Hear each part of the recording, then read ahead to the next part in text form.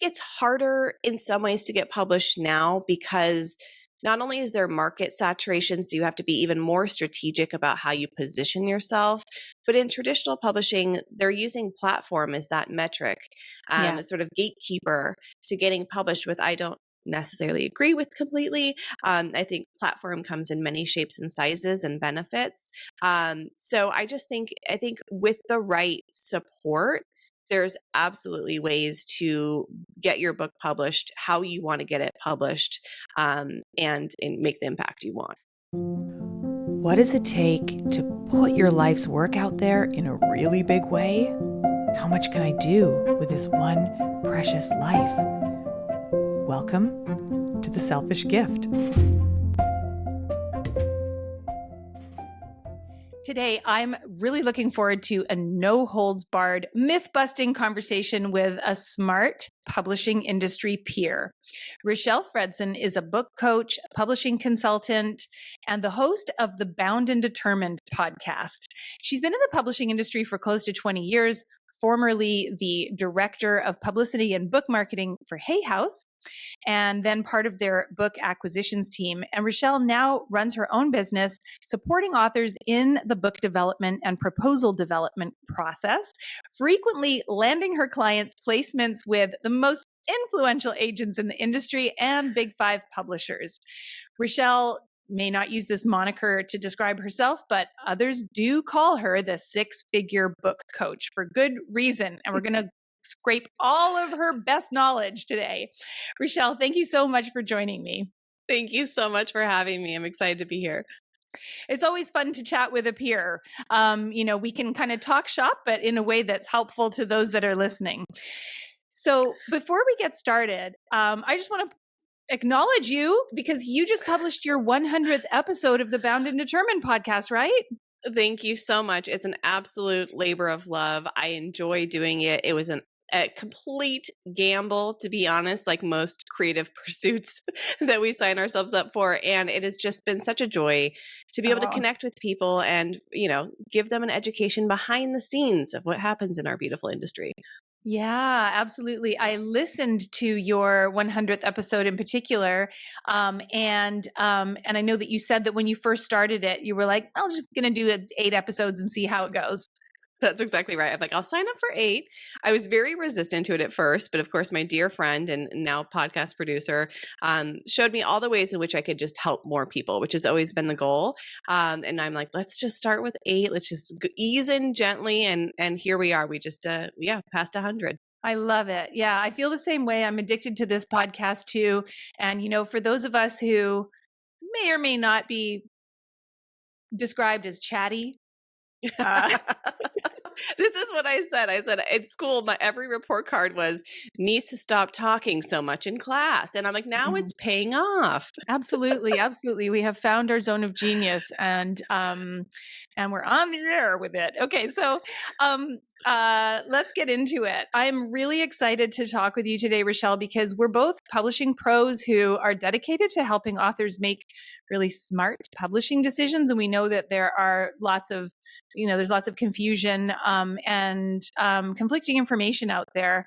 So, for myself, I know that it's one of the real animating forces in my life is just to help people navigate this industry and make the decisions that are right for them. In particular, I noticed that a lot of publishing advice out there on the internet is kind of aimed at self-publishing authors or assuming that that is their route, and they don't always necessarily make that clear. Like they might be talking about like, here's everything you need to know about making a book, Kindle Direct, and how to get a cover done for cheap. And, you're like, if you're trying to help somebody actually gain traction and build a serious career with longevity, it can be really, really hard for that person to find, smart, balanced information that looks at the whole spectrum of options, traditional, self, and hybrid. So my first question for you is, do you advise people across that spectrum? Are you mostly working with folks on the traditional track or what? Yeah, I think you're exactly right, first of all, on the information that's out there. And what I've found is there's a lot of people that are going to tell you it's hard. There's a lot of people that are going to tell you that you have to have a particular something before you begin this journey. And where I really have rooted in, both through my work and through the podcast, as you know, is handling the emotional components of becoming a writer, because then you can really become the writer and navigate Mm. this process with more confidence. But I do coach people across all the lanes. I would say that a good 70% of people that come to me have their eye on that traditional route. You know, they want the agent, they want the big publisher, they want the advance, they want that type of partnership. But for a lot of my clients who especially are business minded, or people that are like, I want this book out into my business within 12 to 18 months. I've got speaking tours coming up. I have opportunities headed my way. I want to experiment with hybrid publishing. Mm-hmm. I coach them on that as well. And I think that's the other piece of it is right now, there's so much freedom in publishing to really choose a route that's best for you. So to me, it's always a personal choice. It's how you want to feel as you navigate this process. What we know, of course, about hybrid publishing is it can be a lot more collaborative. You know, you can have a lot of opportunity for mind sharing and nurturing through this process, and have a lot more dedicated services and things like that. So it really sits with, you know, how do you want to feel as you go through this process? What are your goals for Mm-hmm. your book? And then deciding from there. And then I have a handful of folks that go through the proposal process just because they want clarity on what their book is and do intend to self-publish. So So I I get all love that three. you do that, because so we, at Wonderwell, we run a book planning program called the Big Leap, which guides people to develop a marketable book proposal. And, and we also just finished doing an online course, similarly, et cetera, et cetera. But what I always say is, even if you're not planning to traditionally publish, or even if you're, you know, not sure, or, you know, even if you like, you definitely know you want to self-publish, not work with a hybrid or a traditional publisher, it's still really, really important to develop that rigorous book proposal, or you might just in that case call it a book plan, but to work out all of those big picture questions around positioning and audience differentiation, your own goals, your own sort of author brand, because that is what creates success. So just because that there's no gatekeeper and nobody kind of keeping the bar high on self-publishing does not mean that you should not keep that bar high for yourself with a really smartly worked through book proposal.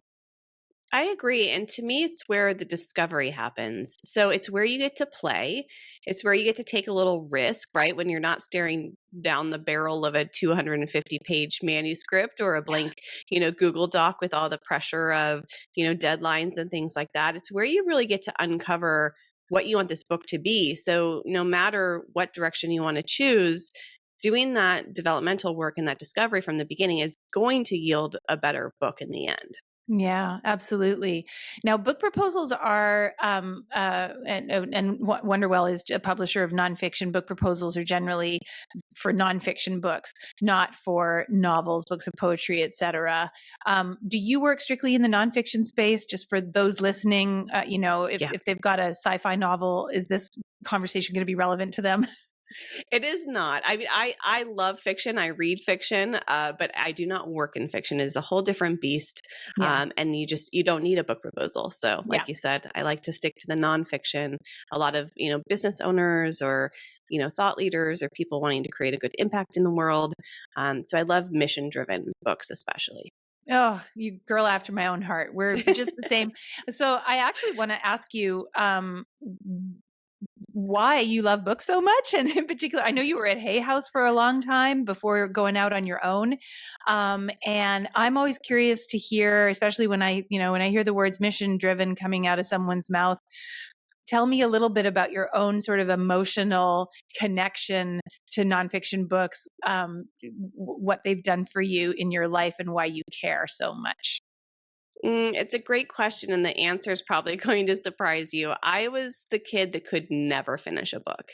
In fact, my Wow. parents are still surprised I work in publishing. So I think when you talk to a lot of people in the industry, you get people who are book lovers that were, under the sheet with a flashlight, reading books when it was far past bedtime. And that just wasn't the case for me. I was the Cliff Notes kid. I'm like, give me, and this is probably why I work only in proposals and not full manuscripts. I have always been interested in the sell. Like, give me the summary, give me the pitch for this book. Huh. And if you really think about the origins of my career in PR and marketing and a little bit of advertising, I always worked in the sell. How do we get people excited about the Yeah. potential? And so I stepped into publishing completely by accident. I was working at a PR and marketing agency in San Diego with clients like McDonald's and Sony and Chicken of the Sea Tuna and major brands. So And I not in the forgot to take, publishing industry. Yeah. I know. Yeah. I forgot to take my resume off Monster and got a call from Hay House Publishing. And I was like, oh, books, no, not for me. And they talked about what their mission was. And they're like, come see our company culture. Like, it's very different. And I ended up just falling in love with the people. And 15 years later, I was running the marketing team and sitting in Wow. acquisitions. And I developed a love for books mostly because I saw how they could really change people's lives. And that's really why I like to work in this type of nonfiction, is because I know what's possible when Yeah. people are brave enough to share their story and their work. Yeah, absolutely. Oh, I love that so much. So basically the industry came and got you. Yeah, um, it plucked me. Yeah. and now that you're out on your own, can you tell us a little bit about your business, who you work with, and if you want to drop a name or two, any kind of household name authors that you may have supported on their journeys? Yeah, sure. I started my business in 2018, shortly after having my son, and reprioritizing time, as we all do, and just really spent some time thinking about, if I was going to impact more people, if I was going to show more people what was possible in publishing, what would that look like? Because Mhm. when you spend a great number of years in acquisitions, you have to say no a lot. And it was always Mhm. heartbreaking to see really talented people just not be ready, or just not have worked through the proposal, or there was something off that we couldn't say yes to. Yeah, and there's something And just sort of like so almost like, oh, frustrating about the diamond in the rough, yeah, because you're like, okay, glaring error here, glaring error there. Here's where, I can see you've got something, but you just didn't understand the, the task here. And you're yeah, just sort of like, here's where you drop the ball, here's where you drop the ball. And if you're anything like me, there's just like almost like a compulsion to help people just like, look, little to the left, little to the right, fix this, fix exactly. that. Little nudges, little nudges. Yeah, exactly right. And you can't see it when you're in it. I think that that's true for a lot of creative endeavors. It's like you're so close to it, you can't see it. And so when I started my business, I was like, this is what I'm going to do. I'm going to focus solely on the right idea, the development of the right idea for that person in this market with their goals, Mhm. help them with the proposal process, help them find their agent.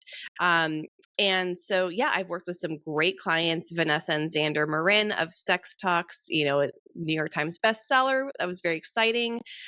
Chrissy King, Farnoosh Torabi. And it's just all of these folks also are often tackling taboo topics, or they're advocating for marginalized communities. And that Mm, type of work just lights me up, because it feels like one good thing you can change yeah, about your industry is contributing positively when it comes to diverse stories. So it's a real absolutely. value of my business, certainly. Yeah, absolutely. And it's a contribution, I think, Rochelle, not just to the publishing industry, but to humanity, where Mm, we're we are in the business of ideas. We're in the marketplace of ideas. We are putting out work that influences and shapes the public conversation. And it's such an honor, a privilege, and also a responsibility. agreed. Well said. So 100%. I'd love to ask you, like, what has changed in the publishing industry since you started? There are some new opportunities and maybe new constraints. Do you think that it's harder or easier to have a successful book than it was maybe, like, I don't know, 15, 18 years ago, when you started? Yeah. Oof, this is a great question. I mean, it's one of those industries where everything changes and nothing changes at the same time, right? Hmm. I always call um, traditional publishing anyway a sort of dinosaur model, right? There's only so much wiggle room of change happening there. to speak about diverse voices. Of course, publishers and markets and retailers are ready for more diverse stories and conversations. The evolution of alternative routes of publishing has been amazing to watch. And I just think the hybrid model is so, so, so good.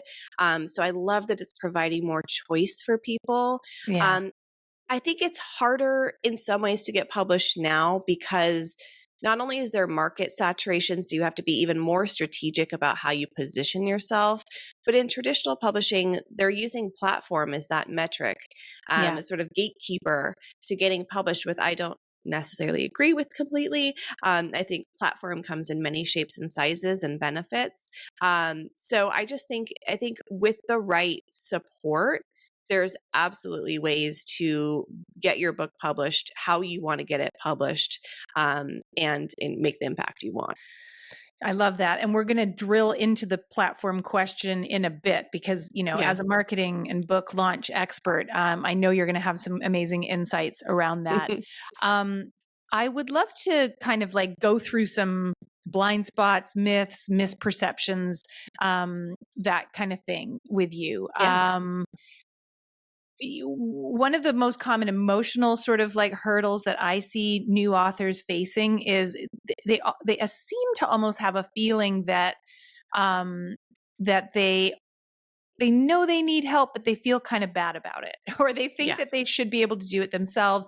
Self-publishing is technically something that you can DIY, and with that, almost sort of like comes an assumption that that they should be able to do it all themselves, or that maybe it's kind of like a black mark on their name if they're if they're looking for a developmental editor, if they have to do deep revisions. Share your thoughts on that. Oh, I love this question. I'm so glad you asked it because this is one of my favorite myths to bust. Because again, I've launched over 1,400 books in my career. Wow. Many New York Times bestselling authors. We can talk about what that means on another episode. But truly, talk about myth busting. But truly, almost every single one of those authors and any of the books you see on your bookshelves, those authors got support in some capacity during their publishing process, whether it was in the book proposal or whether it was in developmental editing or whether it was in platform help or marketing strategy. We're not meant to do this alone. It's not Amen. failure. It's not shameful to get support. It's smart. It's not strategic. cheating. It's not cheating. It's so smart. And it will save your sanity in the end, which is another beautiful thing, right? There's just so many plus sides to getting help. But I agree with you. So many people come across my Zoom screen and they're like, oh, I should be able to do this on my own. I go, no, you shouldn't. If someone, said, go build a cruise ship tomorrow, I'm not going to know what the hell to do. Right. Like I have a vision. I know what I'd put on that ship, but I don't know how to make it float. I don't know, right. You need thought partnership in this process. Yeah. And so I just think it's just such, it's so heartbreaking when people feel the like they're misnomer is failing. that like, oh, if I'm paying for support, then that just sort of underscores my status as an amateur. Whereas actually the opposite is true. The pros, professional career authors have their team of support all the way through their careers. They have a long-lasting relationship with their editor. Their agent is helping them with their book proposal, even when it's the 15th one, and et cetera, et cetera. Yeah. So absolutely. I saw someone give business advice the other day. What's that? Yeah, it's a pro move. I saw someone give business advice the other day. They said you can kind of hustle your way to your first six figures, but you know how you get from six figures to $1 million is in the people you hire to support you. And it's the same thing in book development. You know what you want your book to do. You have the inkling of the idea. How to make it competitive on the shelves or in the market requires someone with industry expertise to help you develop that idea into that direction. So I just think it's such a bummer when people feel like they're failing because they're asking for help. The people that are running businesses and have really successful books are the people that make that decision from the get-go and understand how important it is. So true. Okay, so since you mentioned working with New York Times bestselling authors, I'm not going to wait till the next episode to ask you more about that. I want to know. Well, let's talk about the New York Times list and how, you know, it's it's a thing. It's a Just thing that's sort of like in every conversation, or the big elephant in the room, or the shoe that you is going to draw. Whatever yeah. metaphor that I'm going to mince here. But what does it mean? Does it matter? How do you get on it? Share all your knowledge about New York Times, the New York Times list, Mm. and what its value is. Yeah, I mean, look, it used to be my job at Hay House to look at the Nielsen book scan numbers every week and look at our books who were outselling all the people on the list and raise argument and inquiry with the lovely people at the New York Times list to say, hey, if this list is truly a reflection of sales, why are we not seeing these books on the list? Oh, Um, interesting. yeah. And what Mhm. you will hear time and time again is that they have their own proprietary system for deciding how things make the list.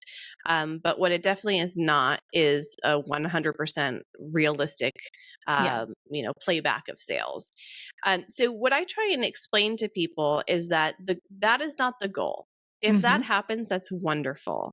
But the goal is for your book to sell with as much momentum as it can for as long as it can. Yeah. How do we stay part of the conversation? How do we keep it evergreen? How do we keep people wanting that book 6 months, a year after it's published? To think about the New York Times list is to think of book launching in too short-sighted of a way.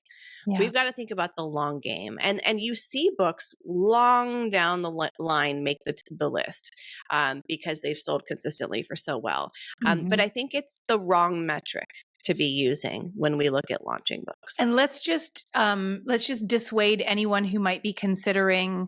I know that there are some extremely expensive services out there that promise to get you on the list. It basically ways to game the system, and they can cost like $250,000, et cetera. Don't always work, and even if you do get on that list, you might kind of blip on there for 1 week only, and that's it. Tell me your Yeah. opinion on those services. Yeah, I don't think it's practical or necessary for most people because what I know about launching books is the most effective thing is word of mouth and Mhm. recommendation. So I would rather have people pour all of that attention, and this costs nothing, into getting reviews from people, Yeah. actively making review acquiring part of their plan because statistically we know once a book has 1,000 4 or 5 star reviews, your book's going to sell pretty well for the next 20 years because Wow, we're yeah. very review driven in the way that we buy things. So don't dump a bunch of money into making a list that is very short lived and we're not quite sure how it impacts sales in the long run. And get people talking about it. Yeah, and I think that the other part of that, I love that you said that, and so there's the word of mouth that comes in the form of reviews on Amazon or other online sellers. Strangers who've read it and posted felt moved to post a review, but there's also the word of mouth that happens between friends at a yoga class, that happens in the school, in the playground, that happens over, at dinner parties, and in business meetings where you're just like, you have to read this book, and that is not related to any marketing effort. That is all about making the right book, Yeah. understanding what it is that people need, and understanding your readers pain points and how to meet them in a novel and distinctive way that is going to get them talking and sharing and spreading the Yeah. word. That's right. Get people I mean, look at Book Talk, right? And just the power of recommendation and a book being worthy of that conversation and generating interest among friends and peers. It can be far more grassroots than I Mhm. think we expect it to be. But I think that's how you keep the conversation going. And I do find it heartbreaking when authors spend so much money for that one stamp of approval. Yeah. And for most people, that's not feasible. And then they go, well, if I can't make it, if I can't do that thing, then once again, I'm failing as an author. And that's not true. right? Yeah, it's So, also like it's a counterproductive shortcut in my view to kind of yeah, game the system, um, because you're focusing on the wrong place. You need to be thinking about having a book that will stand the test of time and not sort of exactly. cheating your way onto some sort of list. Yeah. Okay, let's talk about platform. You mentioned platform size and your feelings about platform-driven acquisitions as happening at the Big Five. As you kind of alluded to, hybrid publishing is one of those alternative options for those that are still building their platform. And yet, what I know as a hybrid publisher is that even the best, sort of marketing campaign in the world is going to benefit from having a platform to work with, Yeah. and will struggle. The books struggle when there's zero name recognition and zero Yes. audience.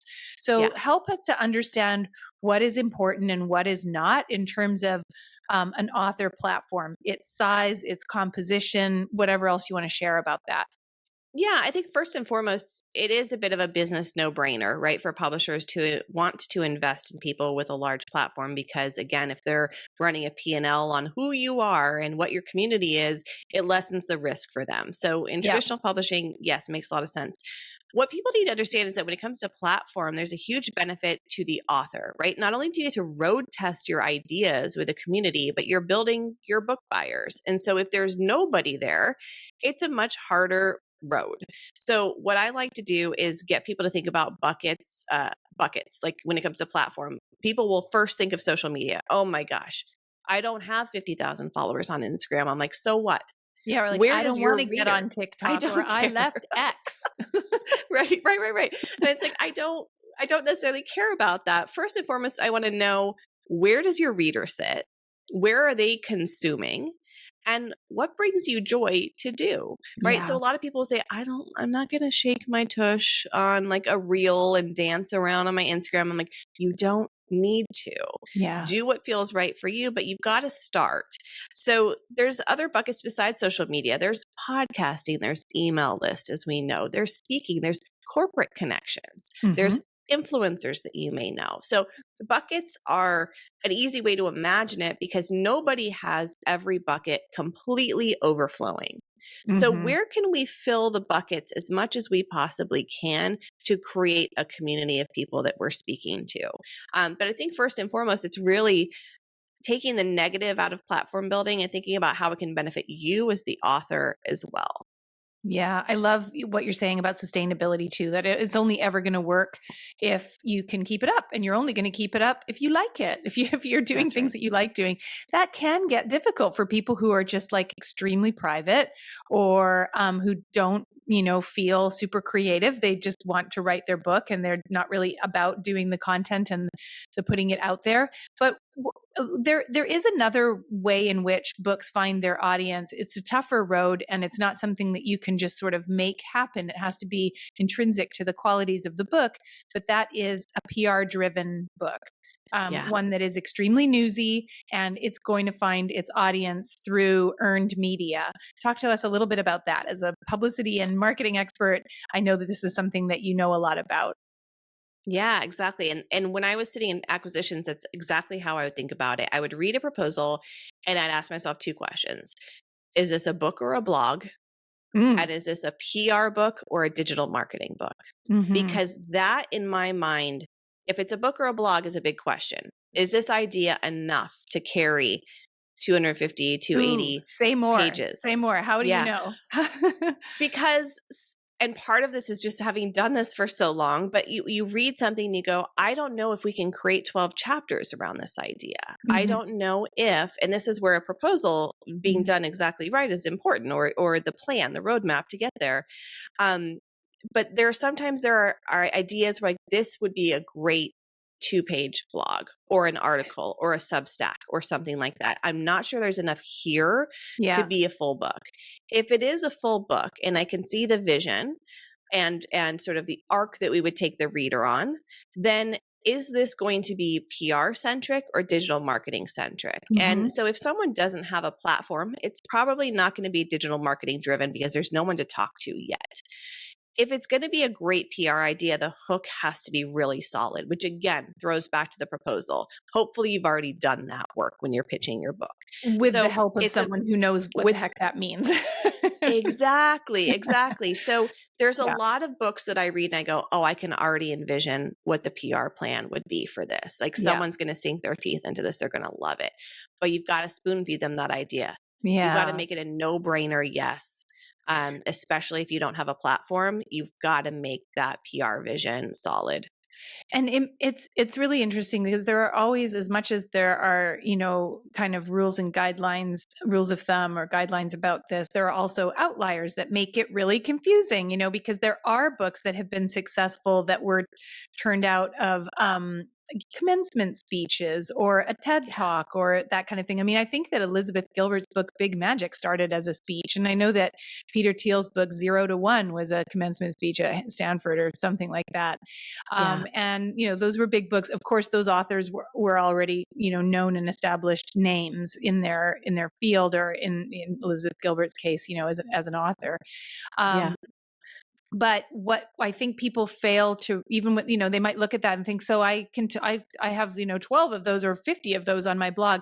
But what they might not appreciate is that you, as sort of like a grab bag of disconnected small ideas, does not add up to one big idea. That's a great point. And to speak to outliers, 99% of the people I work with are first-time authors. They're doing this for the very first time. A huge chunk of those people don't have big platforms, but they've got a great idea and they're making their commitments to the publisher within the proposal of what they're going to do, because it's going to be 2 years until this book launches and there's a lot of work that can be done in that time. So I've had people with less than 3,000 followers get significant book deals. I've seen people who don't based on what? How the idea was laid out, the commitments that they were going to do and invest in over the next couple of years, how topical or trending the idea is. I've had both trending ideas and very evergreen ideas land this way. I have a finance guy who runs a great business, who has a website and he provides a service, but he has no social media, no email list besides his client, and got a great deal because the way that he explained something that overwhelms almost everybody was so simple and so easy to grab onto that it was undeniable that this book was going to sell well. Richelle, can you spin straw into gold? By which I mean, can you sort of find that super juicy must-read nugget of an angle in anyone, or are there certain people who just really are not ready or don't have the depth of insight, information, or story, or skill, or whatever? Do you ever turn people away, or? I do. Or, yeah. If they're ready, I can find it, and I can find it in a 20-minute consult. Wow. And I call it uncovering the gem. And all I do is I listen and I hear them talk, and I merge what they want with what I know will be marketable, and it sits in there. There are some people that are just too early on the idea or too early in the business, or they haven't road tested it enough. And I say, go work this out, come back in a couple months, let's talk again. I bet you'll have discovered something. And almost every time in those situations, they go, it's a different book. Yeah, absolutely. I actually don't want to write my memoir. I want to write this. Right. And it rescopes their vision in a way. But I do think that the PR marketing brain makes it really, and I said this in my 100th episode, that some of it at this point feels downright intuitive, that I will like feel it in my body, like when the idea hits. I think that we're sisters in that respect, because I'm the same way when I'm talking to an author and I understand that sort of like penny drop thinking. I almost kind of like get like a buzzing sensation on the surface of my skin. And there's a feeling of like, sometimes I'll even close my eyes and go like, oh, wait, I don't mean to be like a Wait, don't savant say anything about it, else. I've got it. but it's that sort of like, wait. Yeah. Tell me more about that thing that you just said. Like that is what is standing out here. That is what is marketable or unique or really compelling or super authentic to you. And it's such an intoxicating feeling. It's so Isn't great. it so? That's why this work is so rewarding. It feels so good. I also think because when authors are at the beginning of this process, there is this validation that they desire, even if they don't name it that. And when they see someone across the Zoom screen go, that's it. Oh, they feel so good and so motivated to see this through, that there is something there.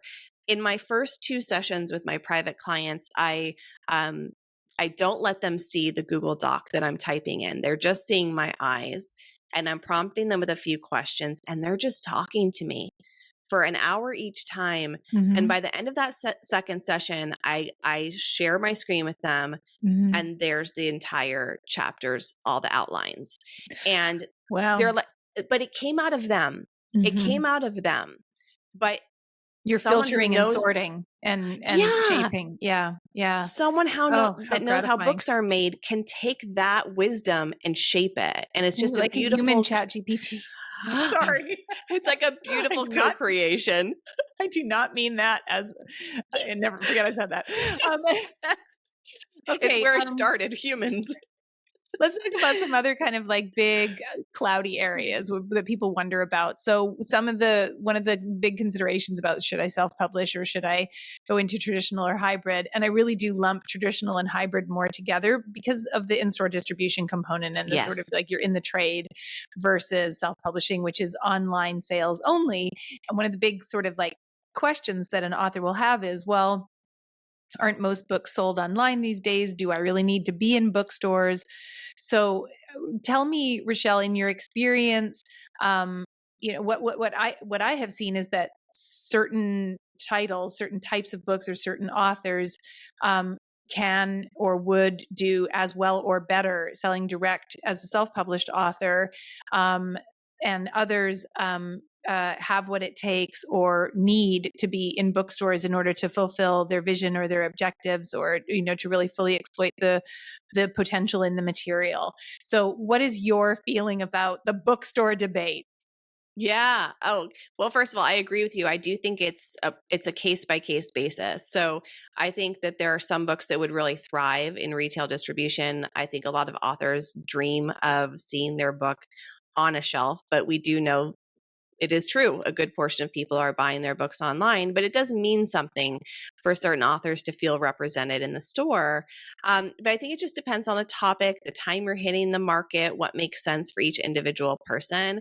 But I think that what is so special about, and I agree with you that hybrid, especially the way you do it, really matches up well with traditional publishing, but provides even more hands-on support. And I think that's what authors don't know that they want, that they actually realize at the end of it. And they said, oh my gosh, this was the best choice for me because I felt so supported. I got to be a decision maker, but I had experts sitting next to me, guiding me with what they know to be true. And so that becomes a part of the retail distribution conversation and I'm sure you advise people on this, like, does it make sense for you, your goals, your platform, what this book is going to do in the first 12 months? Does it make logistical sense? Right. And so what we always look at is, does it have what it takes to thrive in either of those channels? And what we know is that you need to have consumer appeal in order to go into the bookstores, because even if you're a hybrid publisher that has distribution capacities, or you get picked up by a traditional publisher with distribution, maybe a smaller house or whatever, that only means that the book is going to be presented to those retailers. It doesn't guarantee that each individual store is going to choose to stock it. There's limited shelf space. So we have to look at, like, does this book actually, does it make sense in a bookstore? If it has what it takes, and it matches up with the author having a goal to lay down some track for a sort of a serious career with longevity, with multiple titles under their belt, et cetera, then if those two factors kind of line up and are congruent, then we would say like, yeah, this is appropriate for distribution. If on the other hand, but be it like falling short of those metrics does not mean that self-publishing is automatically going to be successful for you. Because what I would want to see in a self-published book is, do you really have that strong connection with your audience? Do you have a way to find them digitally for them to hear from you? Because how many books are, well, I think it's like something like 2 million are self-published every single year. It's Yeah. a very vast ocean, and it's really easy to sink without a trace, especially if you think that, oh, I'm just self-publishing. I'm gonna kind of like, not worry about setting the bar quite so high in terms of its quality. And that's just like, another it's because myth that it's not effortless, and it's not free. Like, not if you're getting help, which you should get help, even self-publishing. So it's like, it's still going to take a year or more out of your life and some money. So please don't just like half-ass it and think that that's a better way. That's right. And it's another myth, right? When people go, oh, I don't have a platform, so I'll just self-publish. I'm like, that's even harder, It's actually, worse. because Yeah. it's all on you. And if there's no one there to buy it, you're not necessarily going to know how to market it either, or to Right. create a marketable product to market to people who aren't there yet. And I think you're exactly right. And the retail conversation is really no different in traditional publishing. People often think that because they're getting a traditional deal, it guarantees store placement in all the places they dream of. It's not true, right? The reps have to sell into retail. Getting into B&N or a McNally Jackson may mean one copy in a region. That's right. And it's because not every store. The store footprints are shrinking. The buyers are getting more and more risk averse. They're not going to take 300 copies for that one location. They are going to take one or two and see how that goes. And only if it sells will they replenish and order more. So I remember listening to my client, Vanessa, who is the New York Times bestseller, Sex Talks. And she goes, I've talked to my local store that I've been going into since I was a kid. I wanted to make sure they were going to stock it. And they said, yes, we're going to stock it. And she goes in and there's one copy and it's like on the floor. Like they didn't even have shelf space for it. It's just propped on the floor. And she's like, well, this is what it means. She bought her own copy. It was hysterical, but that's the reality, right? It's not, there isn't shelf space. There's too much competition to have multiple copies in every store. So I think that retail conversation is the same, whether it's hybrid or traditional. So this brings us very neatly to a discussion around earnings. Let's talk about advances and royalties. What are some, and again, in the vein of busting myths, I think on the one hand, there's the myth that, oh, you never are going to earn a dime from publishing. It's a loss leader. Just do it. It might even cost you money. And then that's just perfectly normal and the only real path forward. And then there's the myth that it's like, this is going to make me a millionaire. Both are potentially true, right? You might correct. not earn a dime, and it might still be worth it for other kinds of career reasons. And on the other end of the spectrum, sure, you might be one of those, rare exceptions that's just a mega hit blockbuster. But what is a sort of like a comfortable, realistic expectation for a first-time author? I'm gonna just put this to you as a kind of like a hypothetical case study. First-time author, pretty solid idea, nascent platform, not huge, but not terrible. Somebody who you would think is like, they've got a shot at getting picked up by a traditional publisher, but they're certainly not a blockbuster household name. How are you going to help them? What would you say to set their expectations in terms of what's realistic in terms of an advance? Yeah. The first thing I would do is say, don't write a book to make money. If it makes money, it's a nice perk. So I do really sit in that position of your book is not a viable revenue stream for the first probably year, right? Mm-hmm. And the reality is, I'm just giving the hard truths as I do, that most authors never out earn their advance. Right. So the conversation around royalties becomes a bit of a moot point for a lot of authors. Mm-hmm. So if there is a great idea and a moderate platform and they've got a killer proposal and they've got support to help make some of these introductions for them, which is another thing. Some people will sit in that agent query phase for years because they don't know that there's help for that. Mm-hmm. And I would say that, you could be looking at a great 5-figure, maybe even 6-figure deal with the right idea. Mm-hmm. What I like to do in those situations, though, is manage expectations, because that sounds very fancy to the Right. person who's at the beginning of their process. But the truth is, these advances get paid out in 3 or 4 installments. You're not getting a lump sum. You're not going to be able to live off that money. It's Mm-hmm. not paying the bills money. It's Mm-hmm. very possible that a huge portion of that advance is going to go back out the door to marketing support, Yeah. to landing page development, to whatever, And even an promotional editor, I know a efforts, lot of folks who editors. might wind up sort of like small fish in a big pond at a big 5 house, who wind up hiring or being instructed to hire a developmental editor and just submit a copy edit ready manuscript, one that their lead editor can just sort of like give very high level feedback on and bat it back to them to fix. Yeah. Yeah, that's correct. Even big fish, big pond right now. Mm-hmm. Mm-hmm. Wow. Almost all Yeah. of my clients have been instructed to hire some sort of editorial support. And if they weren't instructed to, these authors realize pretty quickly that they want that type of support so that they can turn in the cleanest version of the manuscript. And I was just talking to a client about this yesterday, who was leaving me some voice memos and said, I don't know why I thought I needed to do this part myself. I invested in the support for the proposal. Why am I not getting myself support here? And so she's going to go and do that, because she's Yeah. been writing chapter 1 for a couple months now. So she's like, I need to get over this hump. I need support. Yeah. But back to the example, I think it's also understanding that if you are running your business while you're writing a book, that it's very possible that you're going to need to cut back on the clients you see or the amount of business you take. So there's a lot of financial decisions that get made in the book publishing process, and the advance helps offset that.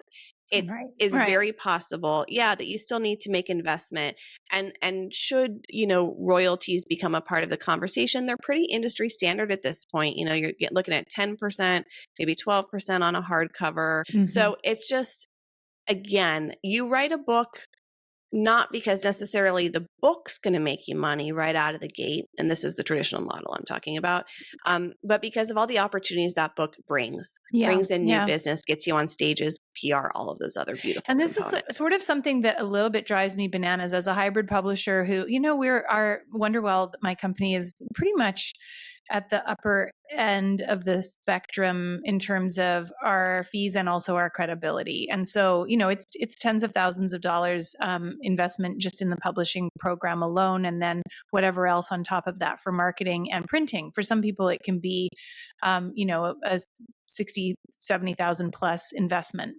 But in that case, well, anyway, let me not go off on a tangent.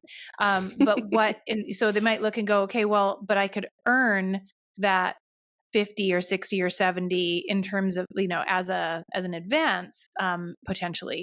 But what they're not realizing is that it's quite normal to spend up to that amount. If you consider everything all together, your PR company that you had to hire yourself, that might have cost you 20 or 30 or more. That's right. $1,000. The book proposal itself, which depending on who you're working with is going to be $15,000 to $25,000 to get that developed.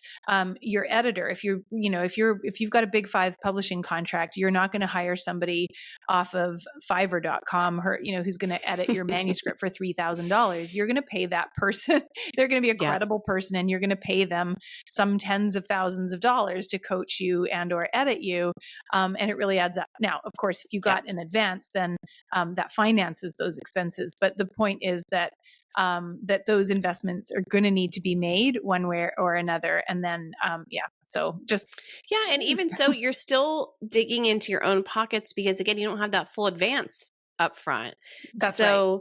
You still need to have the resources to make those investments when that time comes. So what are the milestones again?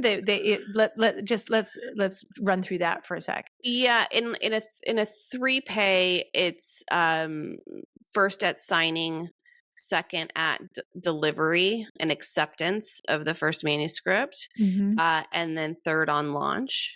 And then your fourth can come, months after launch.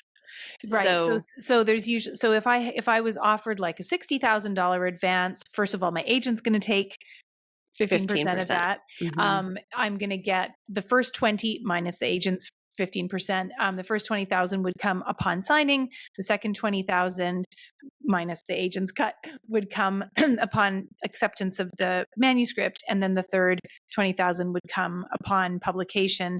And that fourth installment that you spoke about especially applies to books that are going out in hardcover and then going to softcover a year or two later. And so you may not get your fourth installment until 2 years after you have published, by which Yeah.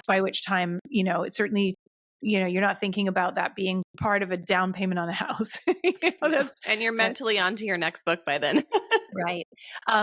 So while we're on the topic of costs, one of the most significant investments that some authors opt to make is in a ghostwriter, and I have my own thoughts and feelings about when that makes sense to do and when that doesn't, and also what you should expect to pay for a ghostwriter. Talk to me about your thoughts and feelings about ghostwriters.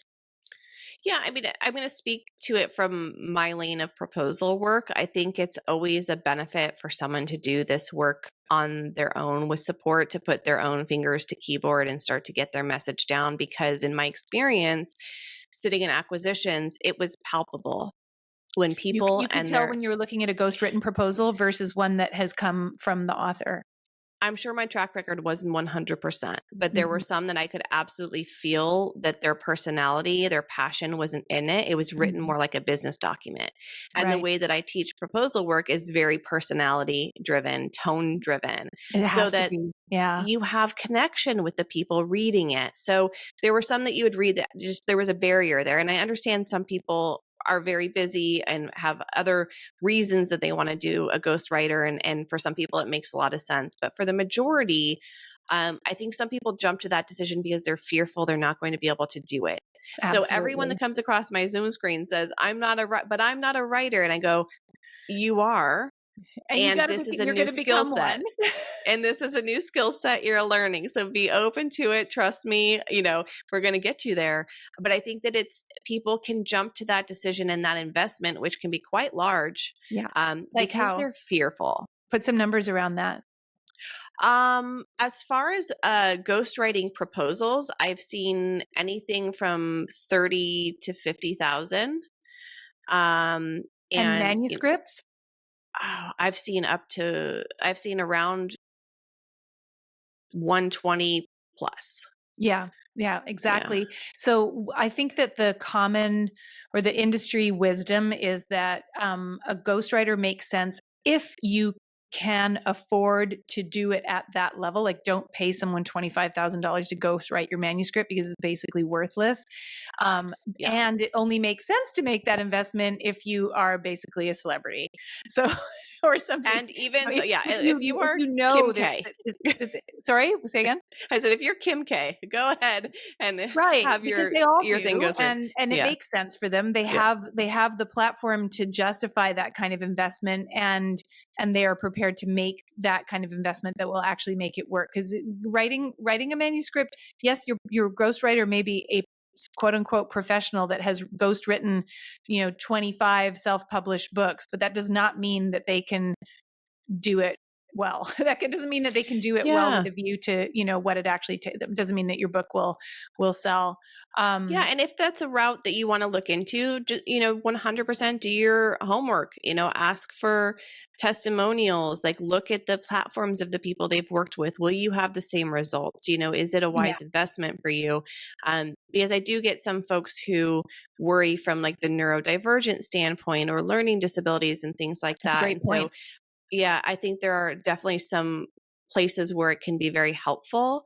And also a lot of times if it's fear, you can overcome that. And that's not Yeah. going to go away in the publishing process. So. And there is something in between, a sort of, again, you have to be just super careful about shopping around for these services because all providers are not equivalent, but there is something in between, an edit and a ghostwriter, which would be like a book doctor, right? So Yeah.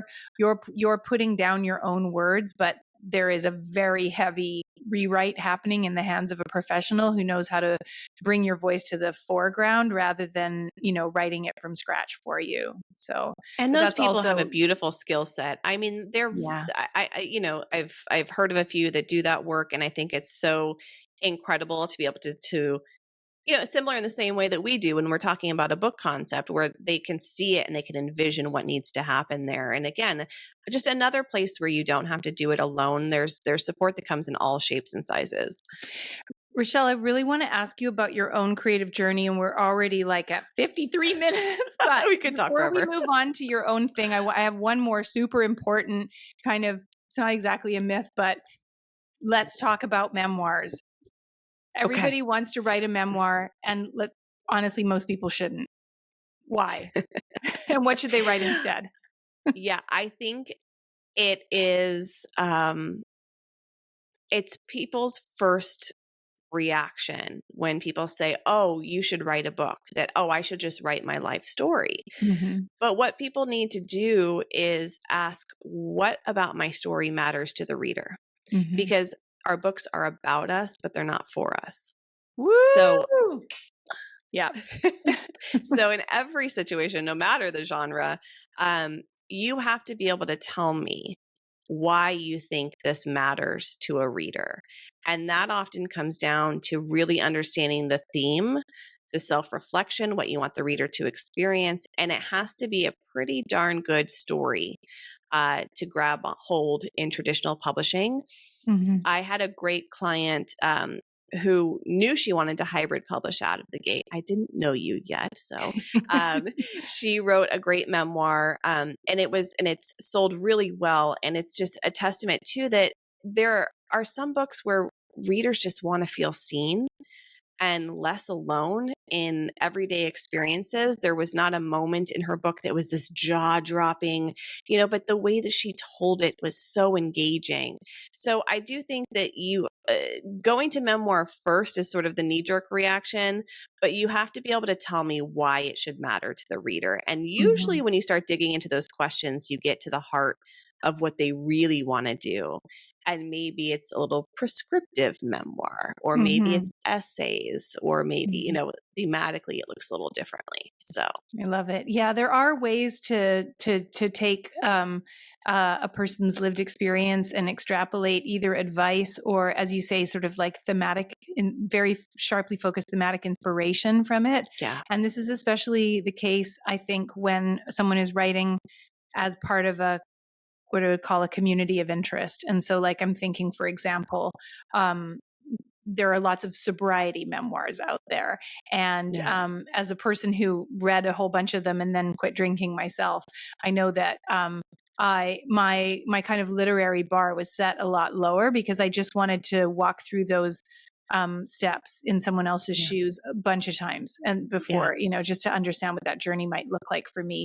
So I think for people that have had a shared experience with their reader, that can be a way to do it, provided you stay really effing focused on that and not be like, and then when I was 12, blah, blah, blah, and, that's what I say. Like your memoir doesn't start with, I was born on a wintry day, it's just, and that's the other thing is it's another thing people sit with is I think there's this first version for you, second version for everybody else, or maybe third version for everybody else. Sometimes people need to write their stories to look at it and go, what is the lesson that's in this? What does shine through?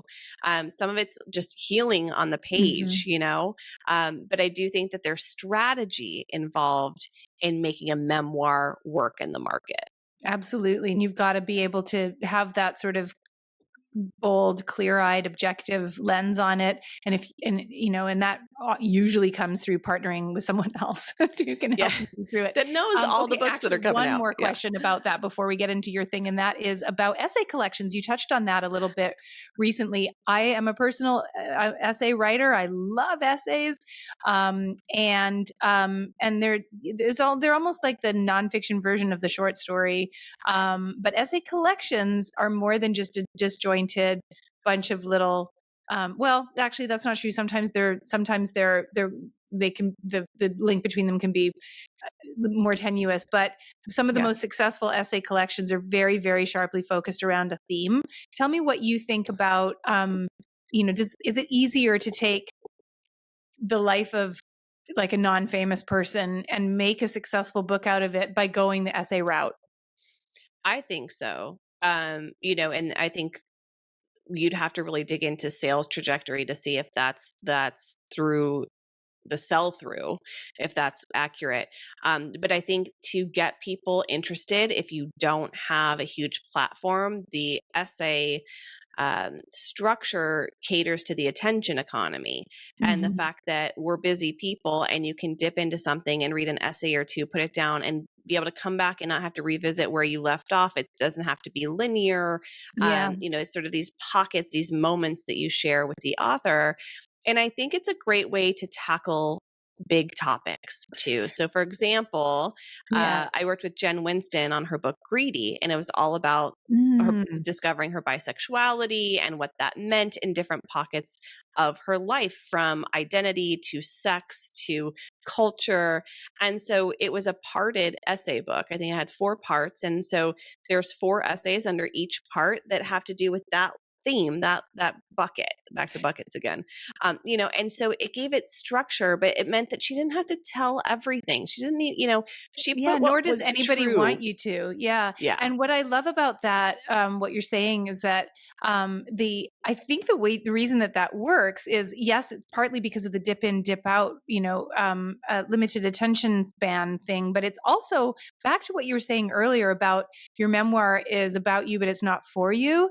And when you are casting your lived experience through a series of essays, you're really spotlighting the ideas that you're exploring in those stories more than you're spotlighting your little old self and the fact that Yes. this happened to you. It's not really about the fact that these things happen to you. It's about the things themselves. You're taking an arm's length look at sexuality, neurodivergence, grief, whatever it is. And in that, it's an act of service to the reader and a point of commonality that you share instead of, you're really not just talking about yourself anymore. Yep, exactly right. And even in the development of a proposal for an essay book, that's exactly how it would sit is, Mm-hmm. in a look at a chapter summary, you have a little sampling of the story you want to tell, but then it ends with the themes that the reader's really going to identify for themselves. What are they going to be able to reflect on? What will they learn within your story? So, Richelle, I yeah. feel like we just solved a lot of people's problems in this conversation, and I love it. Me But too. before I let you go, talk to me a little bit about your own journey. You were in-house at Hay House. We talked about that. Now you're out on your own. You've been out on your own, for how many years? 5 and a smidge. Okay. So maybe this was easy for you because you come from a marketing background, but maybe not. Sometimes people, easily give advice that they might themselves find hard to follow. What has it been like for you kind of going public in the form of your podcast, but even sort of building your business's presence on social media, et cetera, et cetera? How has it been like for you coming out from behind the curtain and putting yourself out there in public yourself?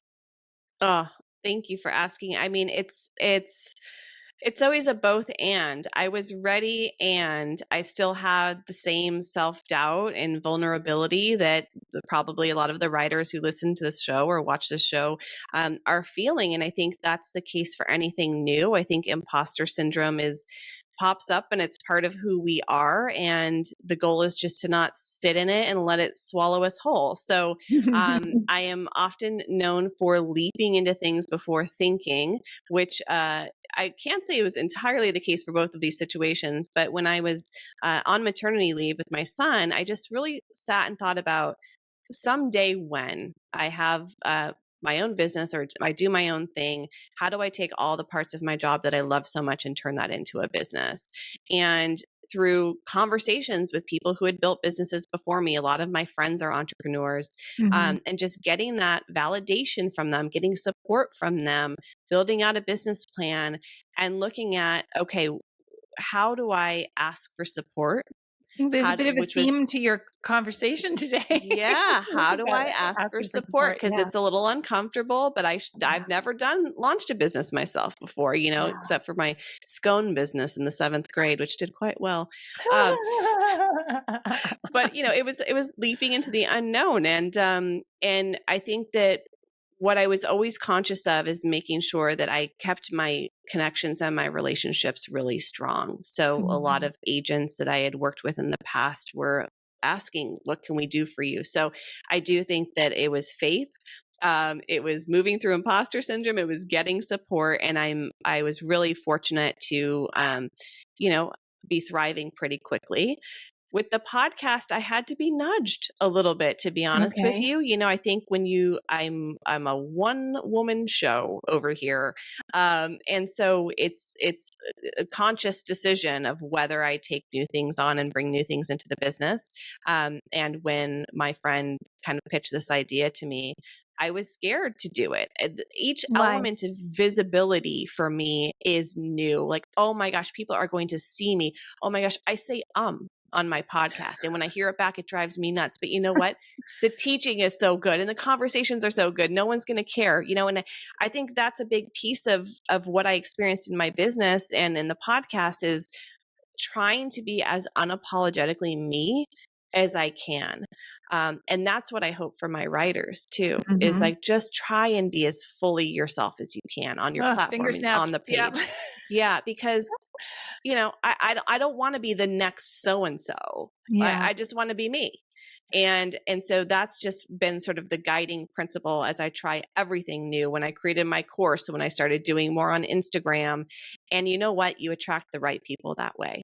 You It's attract all wild, the isn't other it? weirdos to love you for Yeah, your and weirdness.